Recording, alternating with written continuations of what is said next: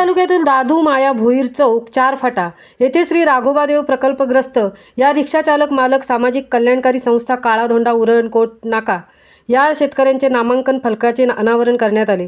तरी त्या नामांकन सोहळ्यात उरणचे लोकप्रिय आमदार महेश शेठ बालदी, शिवसेनेचे उपजिल्हाप्रमुख नरेशजी रहाळकर, भाजप उरण शहराध्यक्ष रविशेठ भोईर, उरणचे शिवसेना गटनेते गणेश शिंदे, चांजे ग्रामपंचायतीचे माजी सदस्य कैलास भोईर व उरण कोटगावचे अध्यक्ष निलेश मधुकर पाटील आणि कोटगावचे गावकरी व रिक्षा युनियनचे सभासद मोठ्या प्रमाणात हजर होते।